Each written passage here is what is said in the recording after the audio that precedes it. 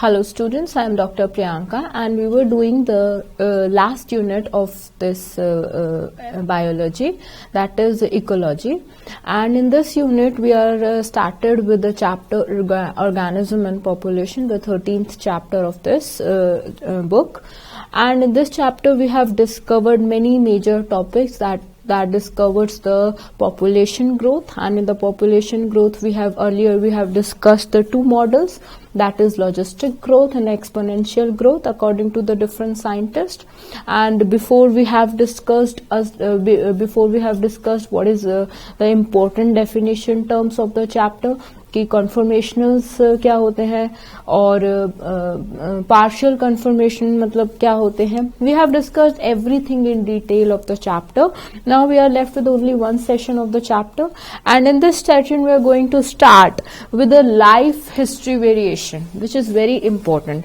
Life history variation basically अभी हम लोगों ने बात की थी कि इकोलॉजी इकोसिस्टम क्या होता है, एक अडेप्टेशंस क्या होते हैं, सर्वाइवल. अगर अडेप्टेशंस का क्या मतलब होता है कि एक ऑर्गेनिज्म सर्वाइवल के लिए, ठीक है, एक ऑर्गेनिज्म है उसने सर्वाइवल करना है, उसके एक बैलेंस मेंटेन करे, एक ऐसा बैलेंस इंट्रैक्शन हो between the environment and between the organism, right. कि अभी फॉर एग्जाम्पल मैं एक सोसाइटी में रहती हूँ, ठीक है, अभी अगर मैं एक डॉक्टर हूँ तो मेरी ड्यूटीज क्या है as being as a doctor, कि मेरे को पेशेंट्स का इलाज करना है, ठीक है, मुझे अपना मेडिकल करियर पे फोकस करना है. तो फोकस करना है कि अगर मेरा मेडिकल करियर पे मैं फोकस करूंगी, that will be fruitful for me and that will be fruitful for the country, that will also contribute to the GDP ratio for the country, ठीक है. एक तो मेरी फाइनेंशियली मेरा और कंट्री का होगा, ऊपर से सोसाइटी के लिए मैं एक अहम रोल प्ले कर रही हूँ as being as a doctor. जरूरी नहीं है कि डॉक्टर ही एक बहुत मेजर रोल करते हैं. फॉर एग्जाम्पल हम लोगों को फार्मासिस्ट की जरूरत होती है, हमें केमिस्ट की जरूरत होती है, हमें फार्मा कंपनीज की जरूरत होती है, राइट. हमें नर्सेस की जरूरत होती है. एक फॉर एग्जाम्पल एक हॉस्पिटल एक सिस्टम है, एक हॉस्पिटल एक यूनिट है, ठीक है. हम लोग मेडिकल प्रोफेशन से, तो मैं एक मेडिकल फील्ड के बारे में ज्यादा डिस्कस कर सकती हूँ कि एक अगर मैं मान लूं कि एक हॉस्पिटल एक सिस्टम है और एक यूनिट है, तो उसमें बहुत सारे एम्प्लॉयज हैं या बहुत सारे वर्कर्स हैं जो अपना अपना ड्यूटी निभा रहे हैं. For example nurses, right. Nurses का रोल डॉक्टर्स नहीं प्ले कर सकते, डॉक्टर्स का रोल नर्सेस प्ले नहीं कर सकती, ठीक है. अभी नर्सेस का अपना एक कंट्रीब्यूशन है to the economy of the country, doctors का एक अपना है, ठीक है. ऐसे ही वर्कर्स हो गए, ऐसे एडमिनिस्ट्रेशन हो गया हॉस्पिटल का, ऐसे ही फार्मासिस्ट जो बेड प्रोवाइड कर रहे हैं, मेडिसिन प्रोवाइड कर रहे हैं, इंस्ट्रूमेंट्स प्रोवाइड कर रहे हैं different in the hospital. ICU management देख रहे हैं, पीआईसीयू मैनेजमेंट देख रहे हैं, वट एवर रीजन, बट वो अलग अलग है. मतलब कि हर इंसान से, अभी डॉक्टर के इंटरेक्शन नर्स से भी इक्वल है और नर्स की इंटरेक्शन डॉक्टर्स के इक्वल है. अगर मिसमैनेजमेंट हो गया इंटरेक्शंस का डॉक्टर और नर्सेस के बीच में तो पेशेंट तो गया ना. ऐसे ही अगर मिसमैनेजमेंट हो गया एडमिनिस्ट्रेशन, फार्मासिस्ट या किसी भी यूनिट का, तो मिसमैनेजमेंट हो गया सर्वाइवल के लिए, ठीक है. तो वो हॉस्पिटल में डावनडोल सिचुएशन आ गई. इन द सेम वे एक ऑर्गेनिजम्स जब एक इकोलॉजिकल यूनिट में रह रहे हैं, एक स्पीशीज में एक पॉपुलेशन बना के in a given area, in a given natural condition, in a given natural phenomena में रह रहे हैं, तो उनके जो इंटरैक्शंस हैं नेचर से वो एक बैलेंस्ड रेशियो में होंगे. दैट मीन्स उनको क्लाइमेटिक कंडीशंस को अडेप्ट करना पड़ेगा, मतलब उनको थोड़ा सा अपने अंदर मॉडिफाई करना पड़ेगा. अभी नेचर, अभी एक ठंडा रीजन है तो नेचर तो नहीं कहेगी ना ओ हो आदमी मर रहे हैं तो मैं थोड़ा हो जाती हूँ. उस कंडीशन ऐसी है, मतलब ए बायोटिक फैक्टर ऐसे है उस रीजन के, तो वो तो नहीं कर पाएगी ना. सो ऑब्वियसली एक पॉपुलेशन के ऑर्गेनिजम्स को थोड़ा सा मॉडिफिकेशंस करना होगा. अपने डीएनए मॉडिफिकेशंस में हमने पढ़ा था जेनेटिक वाले चैप्टर में कि then how the organisms will adapt in evolution chapter, right. तो अडेप्टेशंस करने होंगे, खुद को मोल्डिंग करना पड़ेगा. डीएनए कंटिन्यूअसली मोल्ड होता रहता है in a better or the to prove the theory of the survival of fittest according to the Darwin, right. ऐसे ही ठीक है, अलग अलग हम लोग रेशियो में अलग अलग डिवीजन ऑफ लेबर कर रहे हैं और अलग अलग इंटरैक्शंस कर रहे हैं। एक जुडिशरी, एक इम्पॉर्टेंट, एक बैलेंस्ड इंटरैक्शंस कर रहे हैं एक दूसरे के बीच में ऑर्गेनिजम्स, उसको मैं कह देती हूँ एक तरह की अडेप्टेशन, जो कि हम लोगों ने डिस्कस किया था। अभी बच्चे, अभी हम लोगों ने अडेप्टेशंस के बारे में हम थोड़ा और डीप जाएंगे इस टॉपिक पे। अभी मैं क्या डीप जाऊंगी इस टॉपिक पे थोड़ा सा और। फॉर एग्जाम्पल, अब मैं बात करती हूँ, एक एरिया है, ठीक है, एक जंगल है, एक एनवायरमेंटल है, एक इकोसिस्टम है, राइट। अभी उसमें मैंने पॉपुलेशन टर्म का यूज किया था, ठीक है। अभी जहां पे वो पॉपुलेशन सरवाइव करने के लिए रिप्रोड्यूस कर पा रही है आराम से, मतलब नेक्स्ट प्रोजेनी को जन्म दे पा रही है और खुद का सर्वाइवल भी उसका पॉसिबल है, पानी का जुगाड़, खाने का जुगाड़, रहने का जुगाड़ उसका हो पा रहा है उस रीजन में। दैट मीन्स उसने वो कंडीशंस को, उसने वो एरिया को अडेप्ट कर लिया है इन अ गिवन वे, ठीक है। अभी उसने उसको कंडीशन को अडेप्ट कर लिया है तो वो एक पॉपुलेशन बना रही है अपनी, ठीक है। ऐसी कोई दूसरी पॉपुलेशन भी होगी, ठीक है, जो मे बी उस कंडीशन में अडेप्ट ना कर पाए, और अगर वो उस कंडीशन में अडेप्ट हो पा रही है तो जीतेगा कौन, ठीक है। क्योंकि नेचर का एक रूल है बेटा। अभी क्या कहते हैं कि क्लास में 40 स्टूडेंट्स होंगे लेकिन फर्स्ट तो एक ही बच्चा आएगा ना, ठीक है। पॉइंट के हिसाब से भी अगर परसेंटेज कम रह गई तो पॉइंट, जिसकी पॉइंट में भी कम रह गई है, अगर एक बच्चे की आ रही है 94.6, एक बच्चे की आ रही है 94.5, तो 5 वाला सेकंड माना जाएगा, 6 वाला फर्स्ट माना जाएगा। This is the rule, right. So इस रूल को आपकी नेचर भी फॉलो करती है, ऑर्गेनिजम्स भी आराम से इक्वली फॉलो करते हैं। अभी वो क्या रूल फॉलो करते हैं बच्चे, अभी कैसे करते हैं। फॉर एग्जाम्पल, एक इकोलॉजिकल सिस्टम है, एक इकोसिस्टम है, ठीक है। दो पॉपुलेशन है, उनको सेम खाना चाहिए, उनका सेम खाना डियर है, डियर की पॉपुलेशन 50 है, ठीक है।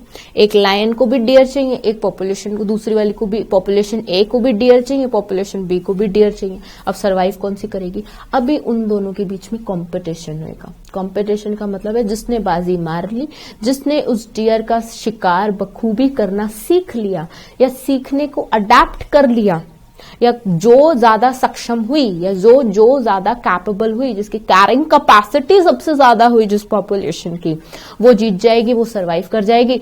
बाकी पॉपुलेशन या तो मर जाएगी या वो जगह छोड़ के चली जाएगी, या भूखे मरने का क्या फायदा, फिर तो वो चली जाएगी, दे विल माइग्रेट, ठीक है। और उसके कुछ मेंबर्स अगर रह कर शिकार कर रहे हैं तो वो आप उसको एक पॉपुलेशन के टर्म में नहीं बोलोगे, उसको कहोगे कि some of the organisms are surviving by their own self, right.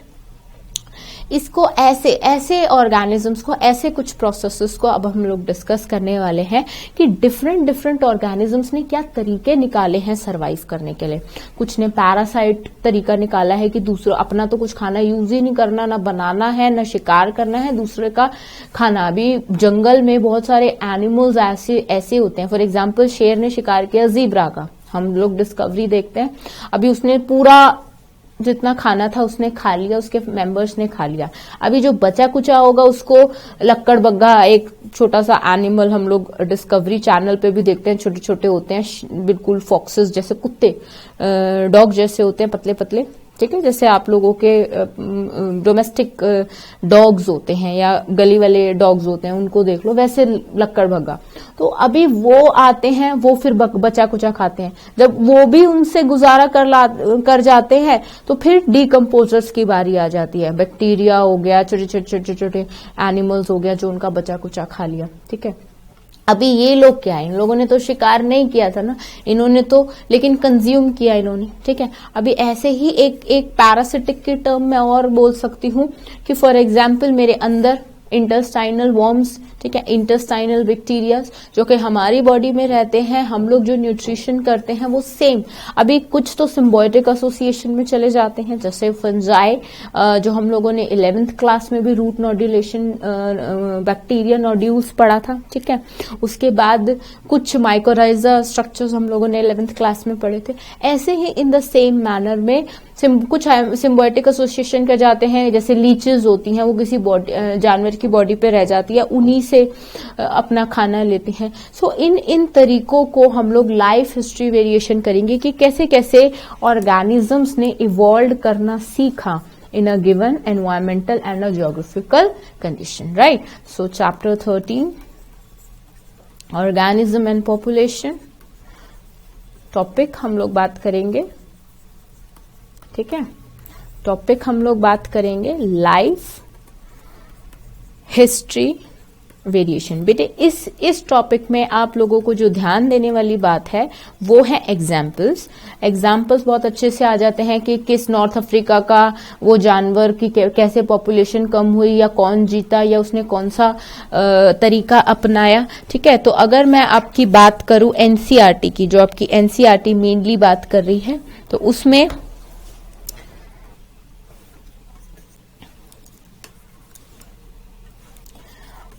population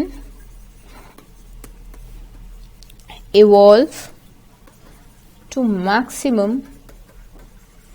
या to maximize their reproductive fitness or Darwinian fitness, high R value. ये हम लोगों ने लास्ट में किया था कि आर का क्या होता है, B minus D, that means birth rate, ठीक है, वैल्यू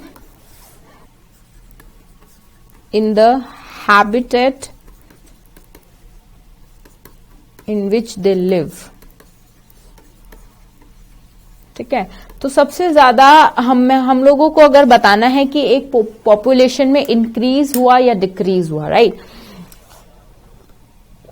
अभी जैसे हर साल इंडिया में सेंसस होते हैं या कंट्रीज में सेंसस होते हैं, तो वो सेंसस क्या होते हैं, उन सेंसस का क्या मतलब होता है, हाँ, वो सेंसस क्यों करती है गवर्नमेंट। गवर्नमेंट को क्या शौक है कि घर घर जाना, अपने गवर्नमेंट एम्प्लॉयज को भेजना, 1-2 महीने की ड्यूटीज लगाना और घर घर जाके एम्प्लॉयज को भेजना और ये पता करना कि किसके घर में कितने बच्चे पैदा हुए, कितने बच्चों का मोर्टल रेट है, कितने बच्चों का नेटल रेट है, राइट, कितने बच्चे न्यू मेंबर्स इंक्लूड हुए, न्यू बच्चे जन्म हुए, कितने बच्चे डेथ हुए, या किसी प्रॉब्लम की वजह से वो डेथ हुए तो उनकी प्रॉब्लम क्या है, उनके एज ग्रुप्स क्या हैं एक फैमिली में। गांव-गांव जाके सेंसस होती है ना, आपके पेरेंट्स, गवर्नमेंट पेरेंट्स, एम्प्लॉयज, काफी लोग ये ड्यूटीज में जाते हैं, जैसे वोट्स की ड्यूटी लगती है। इन द सेम वे में ये जो सेंसस है ये आप लोगों को ये बताती है कि एक पॉपुलेशन में टोटल इंक्रीज और टोटल डिक्रीज कितना हुआ, ठीक है। अभी वो टोटल इंक्रीज और टोटल डिक्रीज जानने का क्या मतलब है, अभी वो टोटल इंक्रीज और टोटल डिक्रीज से हम लोग लैंड को, मतलब अभी गवर्नमेंट को ही कुछ चीजें बेटे हम लोग इंडिया में कुछ चीजें एक्सपोर्ट होती हैं और कुछ इंपोर्ट होती हैं, ठीक है। अभी फॉर एग्जांपल राइस है, अभी कुछ एक्सपोर्ट टर्म्स में जाती हैं, कुछ इंपोर्ट टर्म्स में आती हैं। अभी लैंड, जितने जितने लोग बढ़ जाएंगे, फॉर एग्जांपल एक कमरे में 12 लोग बैठ सकते हैं, अभी एक कमरे में मैक्सिमम हद मार के आपने 24 बिठा दिए। अभी 24 से बिठाने तो के बाद तो कोई लोग बैठ ही नहीं पाएंगे ना उस कमरे में। 12 की कैपेसिटी थी, ठस ठास के आपने 24 बिठा दी, अभी उसके 24 के बाद तो बैठ ही नहीं पाएंगे। तो सोल्यूशन क्या है, अगर आपको और बिठाने होंगे, उस कमरे को बड़ा करना पड़ेगा, उस कमरे को तोड़ना पड़ेगा, सुविधा करनी पड़ेगी। इन द सेम मैनर में गवर्नमेंट का काम होता है ये पता चलाना कि उसकी कंट्री की पॉपुलेशन कितनी जा रही है, कितनी बढ़ रही है, कितनी कम हो रही है, ताकि रिसोर्सेस का इक्वल डिवीजन में हर इंसान, हर पॉपुलेटेड, हर लोग यूज कर पाए, right. In the same way में ऐसे ही एक जंगल में 50 पॉपुलेशन के डियर्स हैं और 2 पॉपुलेटेड मेंबर्स आ गए हैं, या 2 पॉपुलेशन ऑफ टाइगर्स ने जन्म ले लिया है। अभी एक भी वो भी सरवाइव कर पा रही है, दूसरी भी सरवाइव कर पा रही है। अभी क्या होगा, उन दोनों को compete करना पड़ेगा to have the food.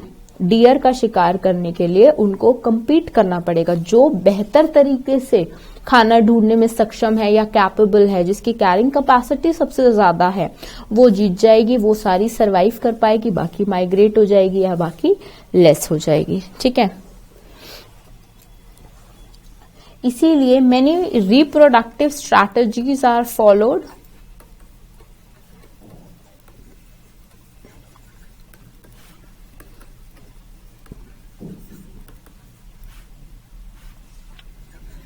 are most efficiently followed. अभी इसमें जो 4 एग्जाम्पल एनसीईआरटी दे रही है वो बिल्कुल है, वो आपको ढूंढने पड़ेंगे, but I am writing it here. Pacific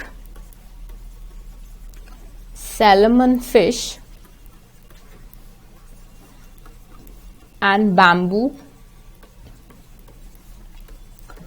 breed only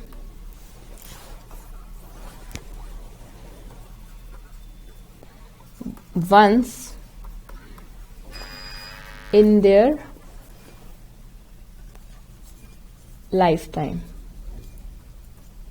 ठीक है, दैट मीन्स ये जो स्पीशीज हैं अपने पूरे लाइफ टाइम में एक बार ये रिप्रोड्यूस करते हैं, after that they will not survive and they will die.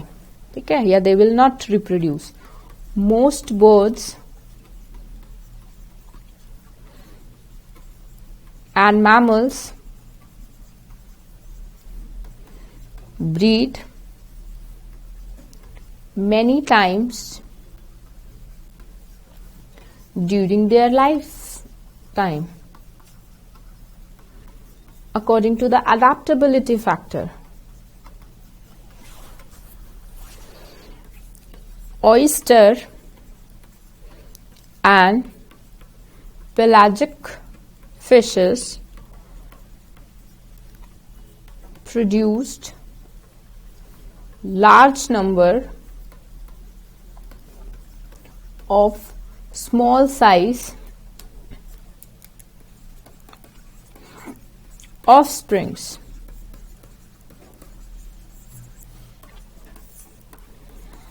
Birds and mammals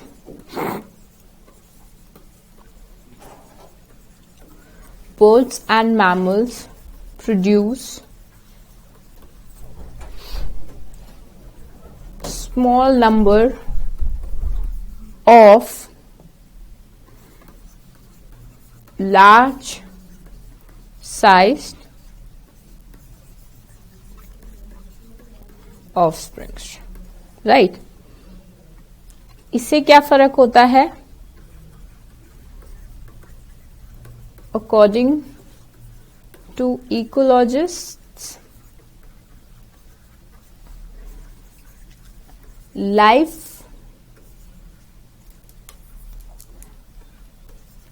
life history of organism have evolved according to adaptability factor.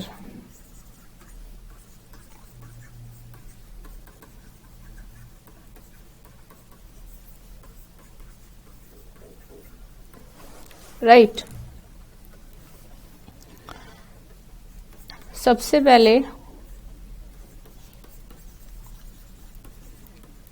Population interactions की बात करते हैं कि एक पॉपुलेशन दूसरी पॉपुलेशन से कैसे इंटरैक्शन शो करती हैं और कैसे इंटरैक्ट करती हैं. So living organisms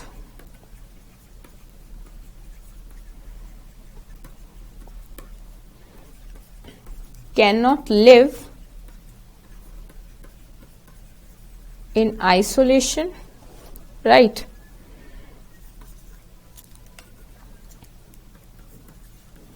For species,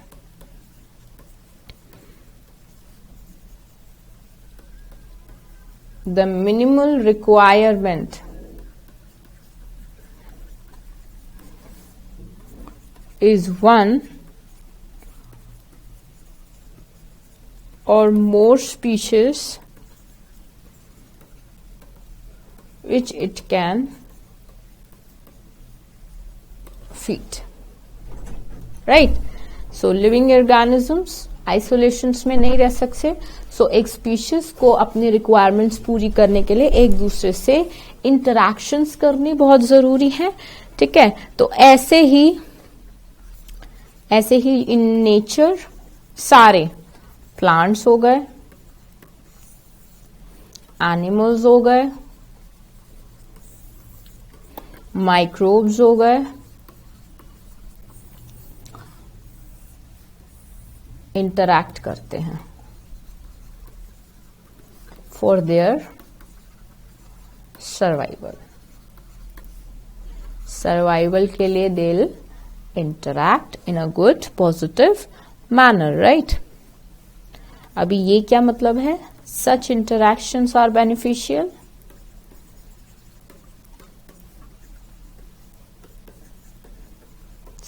such interactions are beneficial for population of two different types, ठीक है, for two different type, या तो न्यूट्रल रहने के लिए, न्यूट्रलिटी, कंपैटिबिलिटी मेंटेन करने के लिए, right.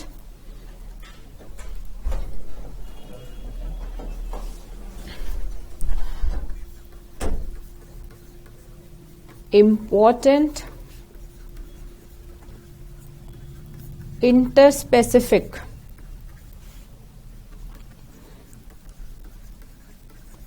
Interactions are given below. ये इंपॉर्टेंट है, 3 मार्क्स का क्वेश्चन है। Predation, competition, parasitism, commensalism, mutualism,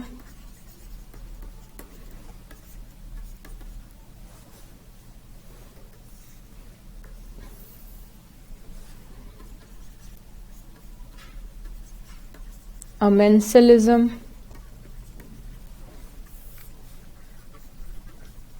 species A, species B, positive, negative, negative, negative, positive, negative, positive, positive, commensalism का 0 है, म्यूचुअलिज्म का पॉजिटिव है, अमेंसलिज्म का नेगेटिव 0 है। पॉजिटिव इंडिकेट कर रहा है बेनिफिशियल इंटरैक्शन,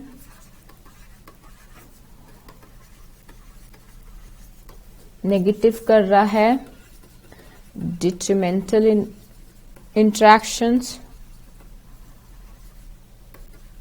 और 0 इंडिकेट कर रहा है न्यूट्रल इंटरैक्शन। अभी ये क्या चीज है, let us study.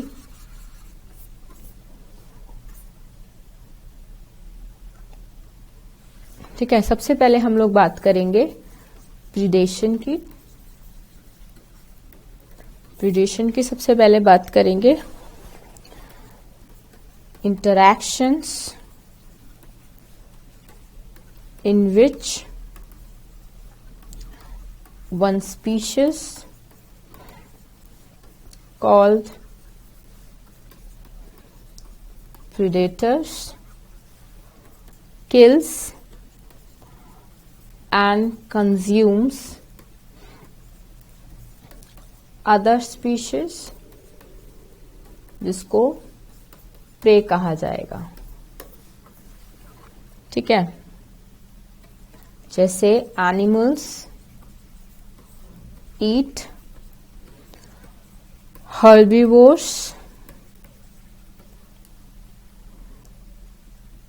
called carnivores, great ecological content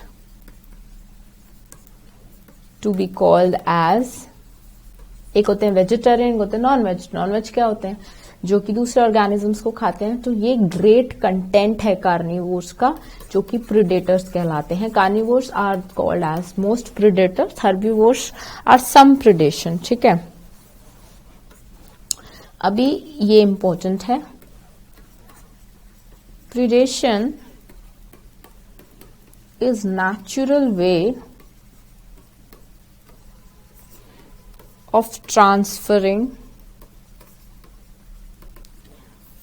energy fixed by plants to higher trophical level, right?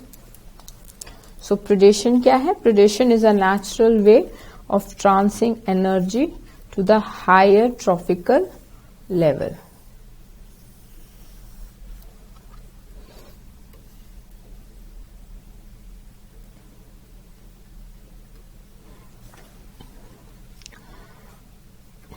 Predators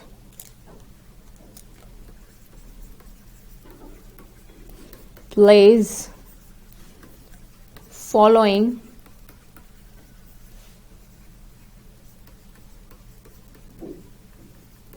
important role,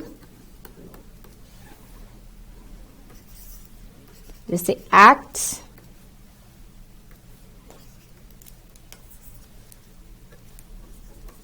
act as conduits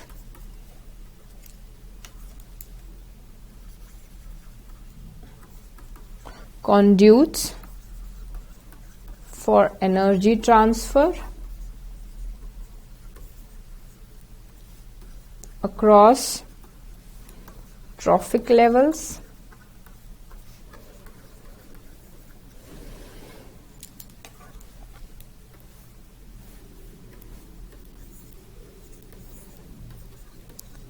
keep balanced between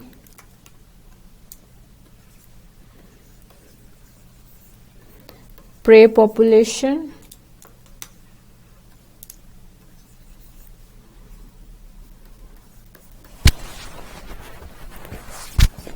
and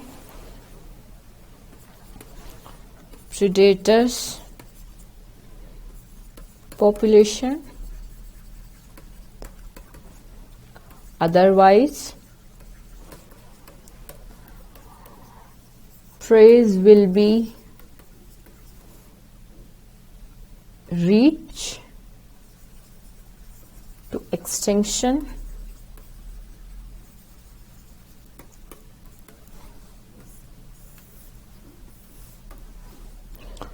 right अभी इन्होंने एक एग्जाम्पल दिया है फॉर एग्जाम्पल जो कि example important है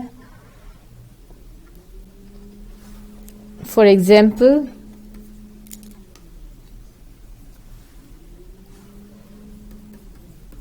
exotic species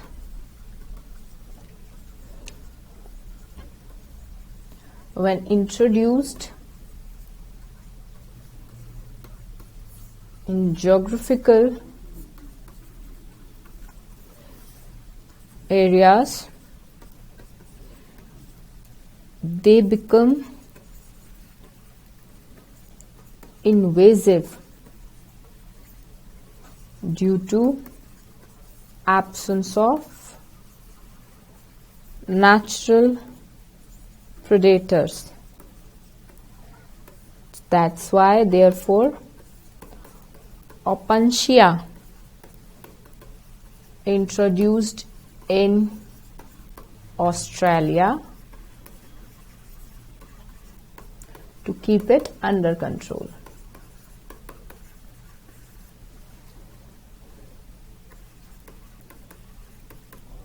right next आ जाता है in nature of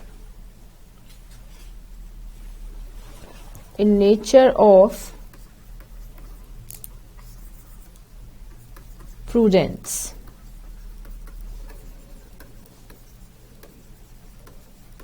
for following reasons.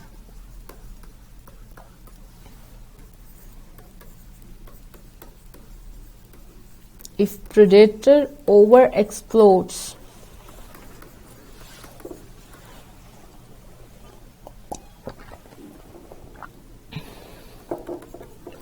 its prey,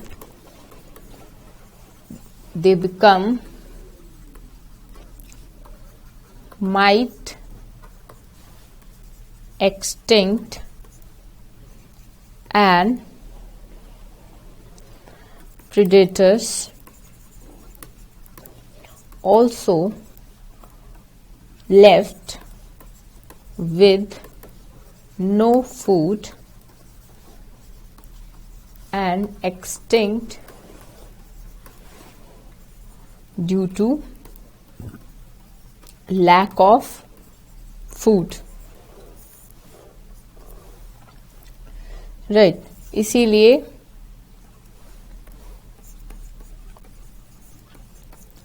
prey species have evolved some various defense mechanism to reduce the impact of avoid detection by their predators.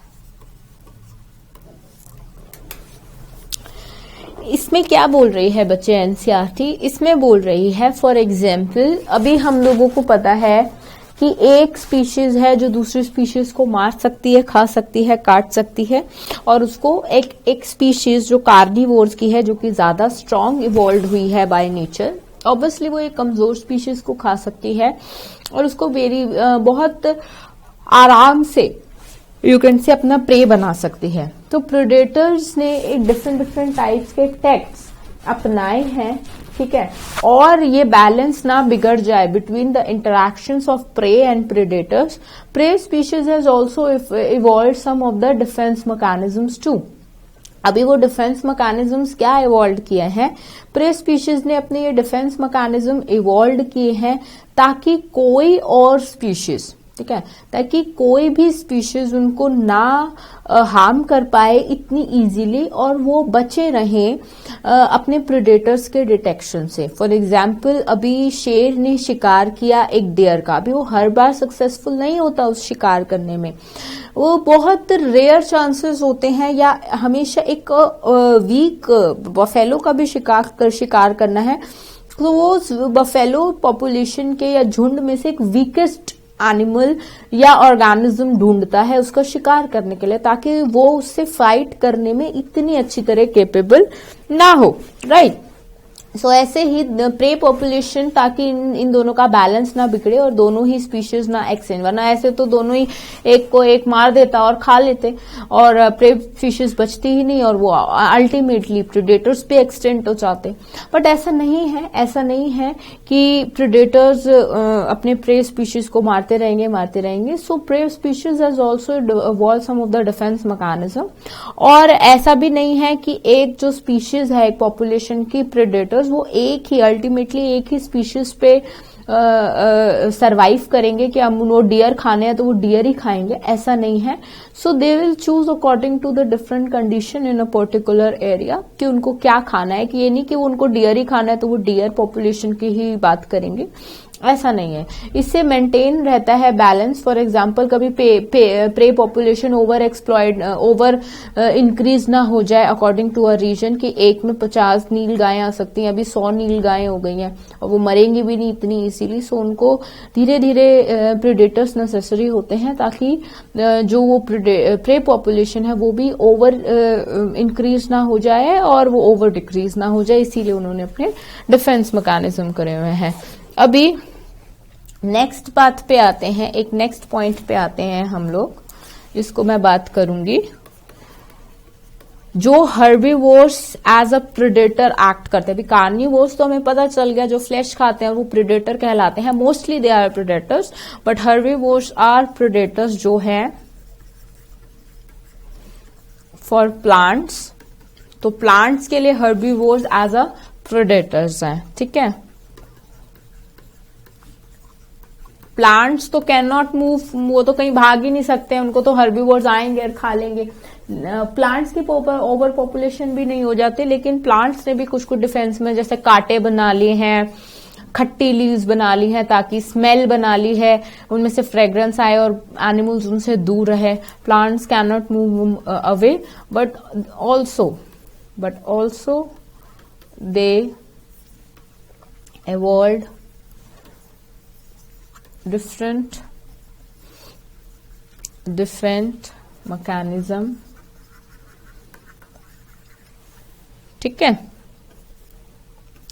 About 25% of insect क्या है? Phytophagous. Phytophagous का मतलब क्या होता है? Feed on plants sap, right, and other parts of plant. ऐसे ही अगर मैं कार्निवोर्स की बात करूं तो some species of insects, frogs exhibit cryptic colouration, कि उसके आके उसके साथ हो जाए. फॉर एग्जाम्पल कलर चेंज कर लेना, जैसे गिरगेट हो गई, लिजर्ड हो गई, ठीक है, या उसी जिस एरिया में है उसी कलर से, जिसको आप कीमोफ्लेज भी कह सकते हैं.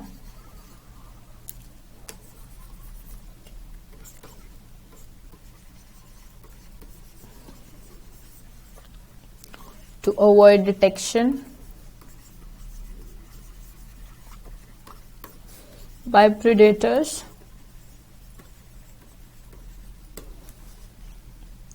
और कुछ ने some are poisonous or distasteful to their predators.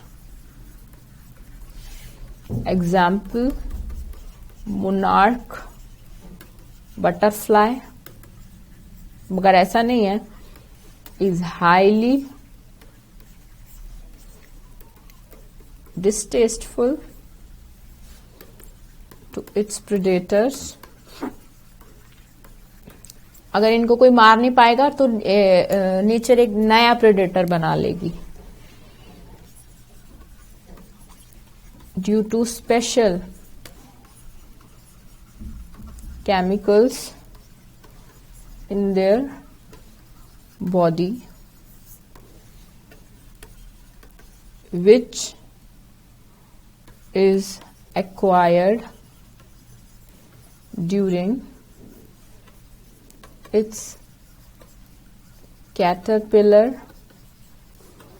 stage by feeding poisonous weeds, right. अभी नेक्स्ट हम लोग और बात करते हैं. अगर प्लांट्स की बात करूंगी तो प्लांट्स में कैलोट्रोपिस, एक plant produce highly poisonous cardiac glycosides to prevent browsing by animals. ठीक है, जिसको खा के वो बीमार पड़ सकते हैं. ओपनशिया हो गया, उनके थॉर्न्स हो गए, उनके लीव्स अच्छे हो गए, डिस्टेस्टफुल हो गए. ठीक है, so these are some of the techniques जो कि बताती हैं कि एक प्लांट कितना ज्यादा डिफेंस मैकेनिज्म उसने इवॉल्व किया है. नेक्स्ट पे आ जाते हैं competition.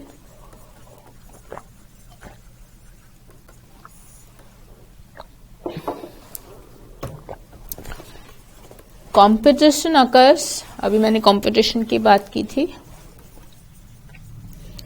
when closely related species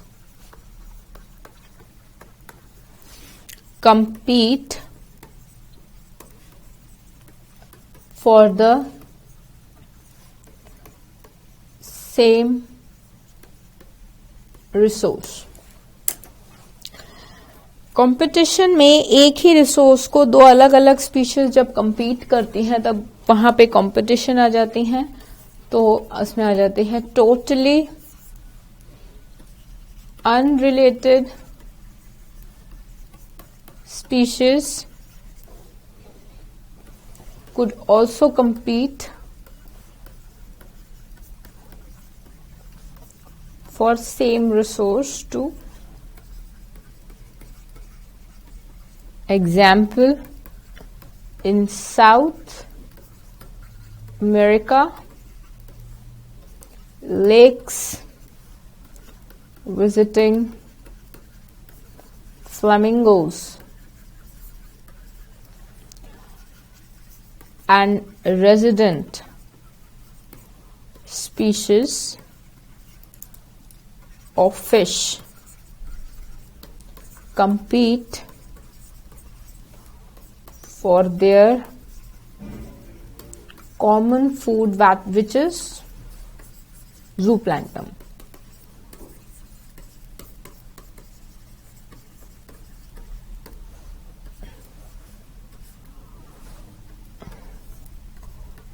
Resources need not to be limiting for competition. Resource ज्यादा होनी चाहिए कंपटीशन के लिए to occur.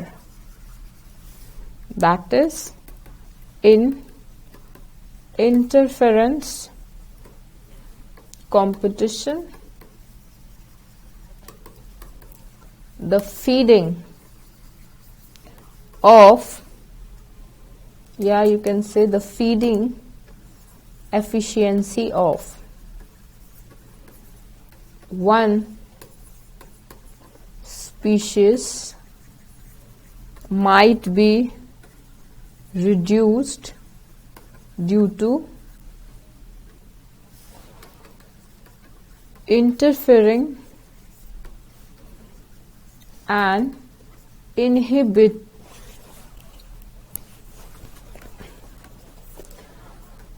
presence of other species. So it can be defined as a process in which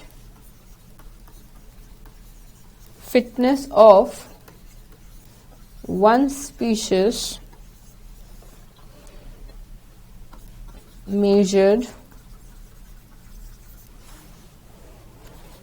in terms of its are the intrinsic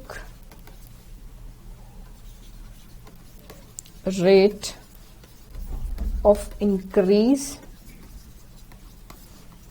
is significantly lower in presence of other species.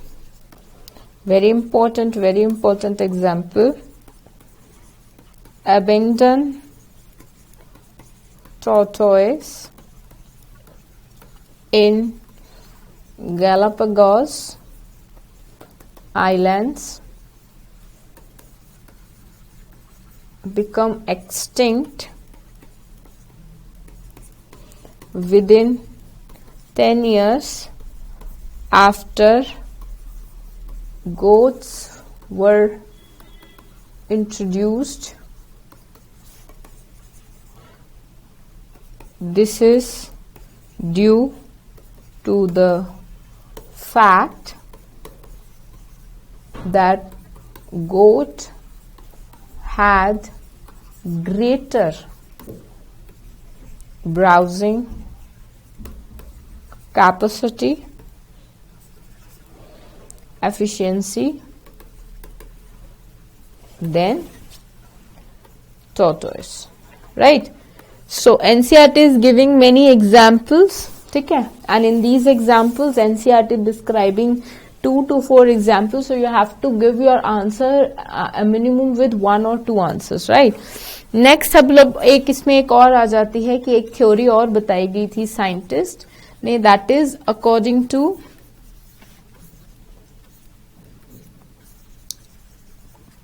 Gauge's competitive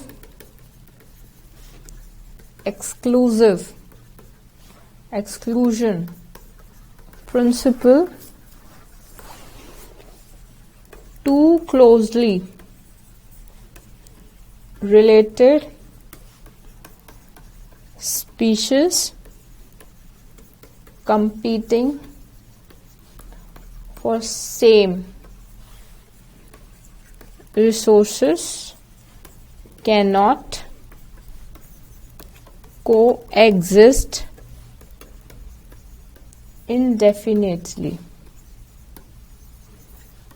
and competitively interfere with each other. ये important है. एक और point important है, however species evolved facing competition might develop mechanism that promote coexistence rather than exclusion. One such mechanism is resource partitioning. That means resources को बांट लो.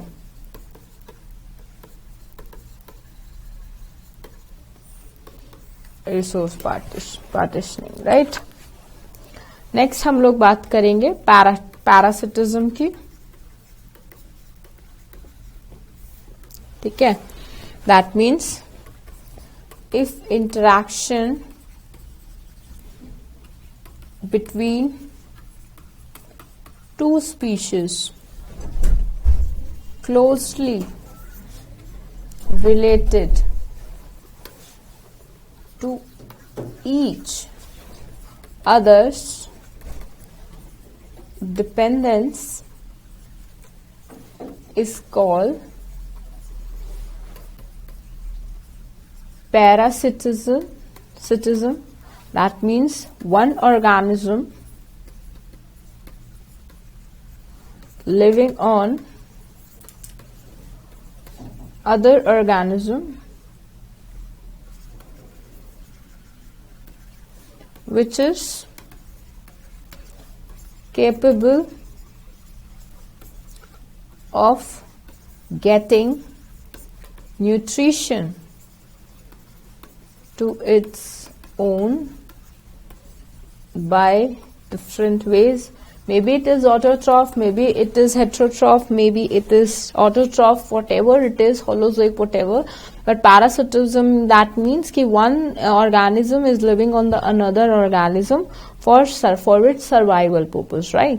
तो जब भी वो सर्वाइवल पर्पस के लिए दूसरे ऑर्गेनिज्म पे सर्वाइव करने के लिए रुकेगा, that means that process is called parasitism. And parasitism की टेक्निक या मैकेनिज्म तब इवॉल्व हुआ जब दो स्पीशीज, कुछ स्पीशीज ऐसे इवॉल्व हुए कि वो बढ़ते ही जा रहे थे और उनको थोड़ा सा रोक पाना मुश्किल था.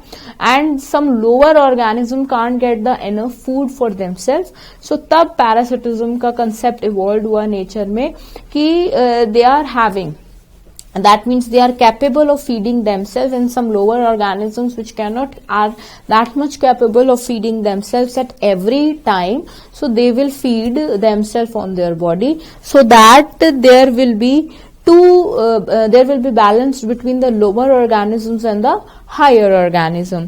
अभी इसमें ना दो तरीके के पैरासिटिज्म्स आ जाते हैं. पहला आता है बेटे एक्टोपैरासिटिज्म और दूसरा आता है एंडोपैरासिटिज्म. एक आता है एक्टोपैरासिटिज्म, एक आ जाता है एंडोपैरासिटिज्म. अभी नाम से ही हम लोगों को पता चल रहा है कि एंडोपैरासिटिज्म का मतलब होते हैं जो organisms inside the body parasitic communalism बना के रहते हैं. Organisms lives in parasitic way inside the body of host. Organism live outside the body of host. Examples, microbes are there. ठीक है. They have as usual simple life cycles. उनका कोई interference between the life cycles नहीं होता. They have simple life cycles but they complete. Plasmodium हो गया, complete their life cycles with help of other host. Right. Next आ जाता है एक हमारा का टॉपिक जिसे कहते हैं ब्रूड पैरासिटिज्म. Brood parasitism. अभी ब्रूड पैरासिटिज्म में क्या है? That means it is a special type of parasitism. अभी हम लोगों ने देखा कि एक्टोपैरासिटिज्म एंड एंडोपैरासिटिज्म में क्या है कि एक अंदर रहता है, एक बाहर रहता है. जैसे लीचेस हो गई हैं, वो बाहर बॉडी के खून चूसने का काम करती हैं. They suck the blood from outside the body of an organism. And जैसे प्लाज्मोडियम हो गया या माइक्रोब्स हो गए, they will interfere in the life cycle. They will have a basic host to complete their life cycle. अगर दूसरी बात करूं so they don't need any host to complete their life cycle. ठीक है. अभी ब्रूड पैरासिटिज्म में क्या बात होती है कि it is a special type of parasitism in which a brood या you can say in which a bird. अभी ब्रूड का मतलब क्या होता है बेटे? ब्रूड का मतलब यह होता है कि आपको किसी ऑर्गेनिज्म के अंदर या उसके इन टर्म्स ऑफ कांटेक्ट की जरूरत नहीं पड़ रही है. बिना कांटेक्ट के भी आप उनका बना बनाया खाना यूटिलाइज कर रहे हो. ठीक है. अभी फॉर एग्जाम्पल एक बहुत फेमस सी चीज मैं आपको बताती हूँ. फॉर एग्जाम्पल अभी बर्ड है, राइट. अभी बहुत कॉमन चीज होती है, हम लोगों ने डिस्कवरी में भी देखी होगी कि कोई भी ऑर्गेनिजम्स अपने यंग वंस एग्स या छोटे यंग वंस अपने नेस्ट में दे के चला जाता है फॉर खाना ढूंढने के लिए. बातें आती होंगी, पीछे से स्नेक आ गया, उसने उसके अंडे खा लिए. पीछे से कोई टॉर्टोइज, पीछे से क्रोकोडाइल आ गया, उसने उसके यंग वंस को एनगल्फ कर लिया, खा लिया, कर लिया. ठीक है. ऐसी बहुत सारी फिशेस, बहुत सारी 1000 की तादाद में फिशेस को वीन करती है एक फिश, और उसमें से कुछ बच जाती हैं और खुद बाकी प्रे का शिकार हो जाती हैं. राइट. तो इसको कह देते हैं ब्रूड टाइप ऑफ पैरासिटिज्म, की ताकि उनकी पॉपुलेशन में इंक्रीज ना हो. तो एक बर्ड हो गई या एनिमल्स क्या होते हैं, अपने यंग वंस को देते हैं, और यंग वंस के लिए obviously they have to gather food for their survival. जब वो बाहर जाते हैं तो पीछे से कोई और ऑर्गेनिज्म आके उनके यंग वंस को खा जाता है. So that is a brood parasitism. एक तरह से पैरासिटिज्म, जैसे स्नेक्स को बर्ड्स के एग्स बहुत अच्छे लगते हैं, उनके नेस्ट में घुस के स्टोरीज भी हम लोग पढ़ते थे पंचतंत्र में. तो वो क्या होता था, this is type of a brood parasitism, कि एक बर्ड ने अपने नेस्ट में यंग वंस छोड़े और वो गई और उसके पीछे से आके कोई भी पैरासाइट या कोई भी एनिमल ने उसके एग्स को खा लिया या उसके यंग वंस को खा लिया, सो this type of brood. Brood का मतलब होता है ब्रूटल, दैट मीन्स चालाक वाला, मतलब इंसानियत की जगह नहीं है इस पैरासिटिज्म में, राइट। सो इसको कह देते हैं brood parasitism, in which a bird lays eggs in the nest of other bird species। और इसमें ये भी होता है, इसमें ये भी होता है कि एक चीज और आ जाती है इस ब्रूड पैरासिटिज्म में कि फॉर एग्जाम्पल एक बर्ड है, वो कभी भी, मतलब जैसे हम लोगों ने वो एक मूवी भी आई थी 3 इडियट्स, उसमें वो नहीं था कुकू बर्ड का एग्जाम्पल ही इज गिविंग कि कभी भी बर्ड अपने अंडे अपने नहीं दूसरों के नेस्ट में ले करती है, और जब वो दूसरों के नेस्ट में ले करती है तभी क्या होता है, वो जो बच्चे बड़े होते हैं वो दूसरे चिड़िया के या दोनों में से जो भी जिनकी कैरिंग कैपेसिटी होती है वो दूसरों को गिरा के दूसरों में आ जा, मतलब खुद सर्वाइवल के लिए चलना स्टार्ट है। ऐसे ही बहुत सारे हैं, जैसे स्पाइडर हो गई, वो उसको पता होता है कि स्पाइडर के बच्चों को शिकार करना बहुत मुश्किल होता है, तो उसकी मदर को सिखाना पड़ता है बच्चों को कि how to sting any animal. तो उसके जो छोटे बच्चे होते हैं वो पहले खुद जाल बनाती है, उस खुद जाल में फंस जाती है एक टाइप से, मतलब वो खुद एज अ प्रे अपने बच्चों के लिए first as a prey act करती है। तो जब उसके बच्चे उसको फिर स्टिंग मार मार के अपनी मदर को ही एनगल्फ करते हैं। सो this is called a brood parasitism. अब एक पैरासिटिज्म का एग्जाम्पल ऐसा होता है, जो आंट्स होती हैं, रेड आंट्स होती हैं, साउथ अमेरिका की बहुत फेमस स्पीशीज होती हैं, क्या करती हैं, दोनों पॉपुलेशन बहुत ज्यादा तादाद में होती है तो बहुत सारे एग्स देती हैं। तो क्या होते हैं, जो एक अगर मदर खाना उतना नहीं ला पा रही है तो वो दूसरे के नेस्ट में जाके चले जाते हैं बच्चे अपने आप, दूसरे के नेस्ट में जो सेम स्पीशीज के होते हैं। तो वो जो मदर होती है वो उन बच्चों को मारती नहीं है, उनको भी खाना प्रोवाइड करा देती है, और जब वो कैपेबल नहीं होती है तो बच्चे उन्हीं को, मदर को ही मार के। So this is the brood parasitism, right. So there are many examples of brood parasitism, evolution of eggs, this and that, ठीक है। इसके आगे हम लोग नेक्स्ट पे आ जाते हैं, कमेंसलिज्म पे। अभी कमेंसलिज्म की बात करूं so interaction of one species benefits to other, कि मतलब एक स्पीशीज से हमें बेनिफिशियल चीज मिल रही है, and other is neither harmed nor benefit. एक स्पीशीज की होना दूसरी स्पीशीज के लिए बेनिफिट तो है, और दूसरी स्पीशीज के लिए भाई कोई नहीं है भी तो भी उसको कोई फर्क नहीं पड़ता, ना है तो भी उससे कोई फर्क नहीं पड़ता। So this type of technique और the process which has evolved with the period of time is called commensalism, ठीक है। Now next is your amensalism. Amensalism का होता है मतलब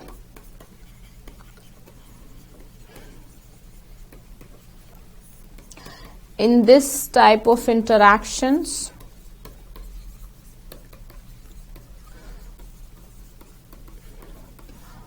one species is harmed while other species is neither harmed nor benefit। उल्टा इसका कि एक में कमेंसलिज्म में एक चीज को बेनिफिट हो रहा था, इसको हार्म्ड हो रहा है, ठीक है। Example, convolvulus weeds inhibiting growth of wheat plant, right। Now next आ जाते हैं mutualism. Interactions in which both interacting species get benefited from each other in one or other way। ठीक है, तो म्यूचुअलिज्म का क्या मतलब होता है कि एक ना एक तरीके से कोई एक स्पीशीज बेनिफिट मिल रहा है और दूसरी स्पीशीज को भी बेनिफिट मिल रहा है। अभी इसमें अगर एनसीईआरटी के एग्जाम्पल्स की बात करूंगी तो इसमें बहुत सारे एनसीईआरटी, जैसे फॉर एग्जांपल प्लांट्स को पॉलिनेशन करने के लिए इंसेक्ट्स की जरूरत होती है। तो अगर इंसेक्ट्स ना हो या कोई एबायोटिक फैक्टर्स ना हो, अभी ऑब्वियसली मुझे दो स्पीशीज की बात करनी है तो मैं एबायोटिक फैक्टर्स को तो ना ही इंक्लूड करूंगी, बट मैं क्या इंक्लूड कर लूंगी, एक स्पीशीज ऑफ इंसेक्ट और एक स्पीशीज ऑफ प्लांट्स में। वो एनसीईआरटी ने डिफरेंट एग्जांपल्स दे रखे हैं, तो उसमें मैं बात करूंगी कि इंसेक्ट्स अगर एज अ डिस्पोजल एजेंट ना बने प्लांट के लिए तो पॉलिनेशन, उनका सेक्सुअल रिप्रोडक्शन साइकिल कंप्लीट ही नहीं होएगा। ठीक है, तो इसमें क्या हो रहा है, अभी इंसेक्ट को फॉर एग्जांपल हनी मिल रहा है, अभी उनके पॉलिनेशन से उन लोगों को फ्रेग्रेंस से उनको अपना फूड मिल जाता है, ग्लूकोज सोर्स ऑफ मिल जाता है, और दूसरे में प्लांट के लिए, फ्लावर के लिए क्या होता है कि उसका काम चल जाता है कि उसको पॉलिनेशन के लिए हेल्प मिल जाती है। ठीक है, अब ऐसे ही बहुत सारे ऑर्फन्स का एग्जाम्पल दे रही है NCERT. Orphans employ sexual deficit, that means कि सेक्सुअली डेफिसिट तरीके से इवॉल्व हो गई हैं ये दोनों स्पीशीज, जिसमें एक अगर जरूरी है तो दूसरी भी जरूरी है। दैट मीन्स दे हैव, इन्होंने म्यूचुअल इंटरेक्शन स्टार्ट कर दी है एक दूसरे के लिए। दैट मीन्स एक स्पीशीज का होना दूसरी के लिए बेनिफिशियल है और दूसरी स्पीशीज का होना पहली वाली स्पीशीज के लिए बेनिफिशियल है। So here we have completed this chapter of organism and population, covering all the important parts and the types. ठीक है, इनको करने इस पे हम लोगों का इम्पोर्टेंट, अगर मैं इम्पोर्टेंट जिसकी बात करूं जो कि प्रीवियस ईयर्स में काफी इम्पोर्टेंटली इवॉल्व हो चुके हैं बेटे, वो ग्राफ है जो कि logistic and N exponential graph के बारे में बात की थी।